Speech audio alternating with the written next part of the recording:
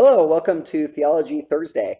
The last two episodes, we've talked about the first two stages of faith. One is the early stages where you are passionate and energetic for the Lord, and yet the actual amount that you trust God and therefore obey God's very little. And then last week, we talked about the dark night of the soul, the sometimes infuriating season you go through when life gets boring, when a walk with God gets mundane. The dark night of the soul was actually first coined by Brother Lawrence, who just did dishes all day, every day for a long time of his life. And he was trying to be passionate and energetic and feel something for the Lord.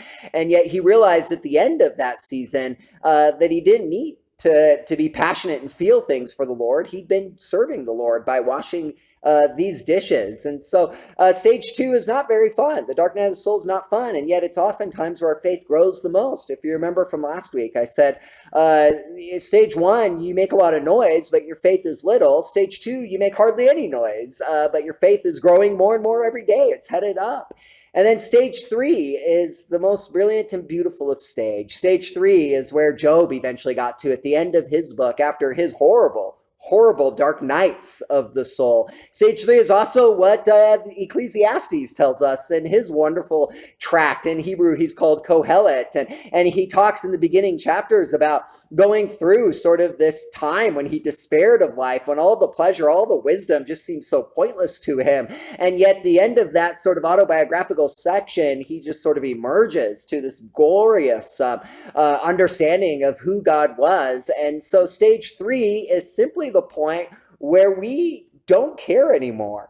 And yet we care more than we ever did. And yet stage three Christians reach the stage of joy, of just sort of like doing life with the Lord. And you realize that all of your opinions are really for naught, that all of your musings like Solomon did and Ecclesiastes are for naught. You realize that the pleasures of this world are fleeting, and Solomon calls them meaningless.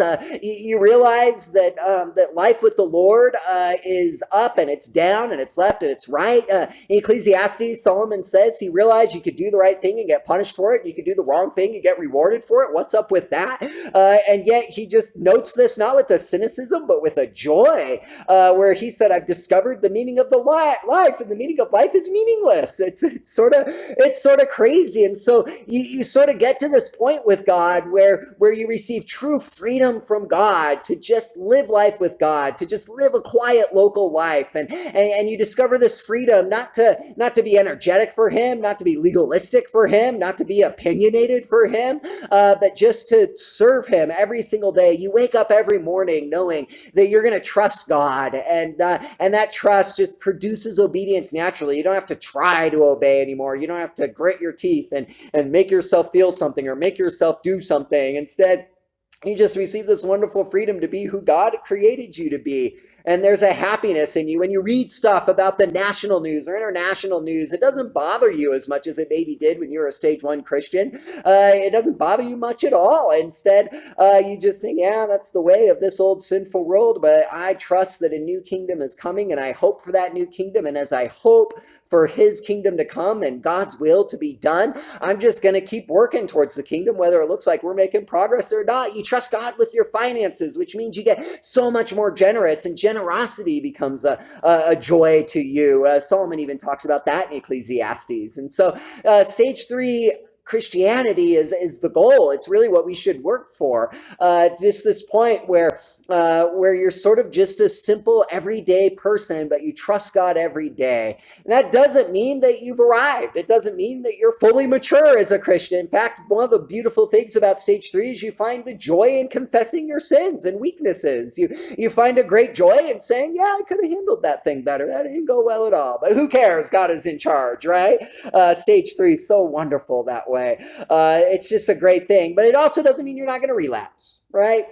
Stage three doesn't mean that there's not a stage four coming, and sometimes stage four looks like stage one, sometimes stage four looks like stage two. It doesn't mean you're not going to cycle back around. Even those cycles, though, are something better than the last time. It doesn't mean that you're free from hardship. You might still go back through seasons of the valley of the shadow of death, or dark nights of the soul, or desert wandering, whatever you want to call it. There's still going to be troubles. There's still going to be days when your faith seems to waver, and yet there's an inner ground groundedness once we go through some hardship.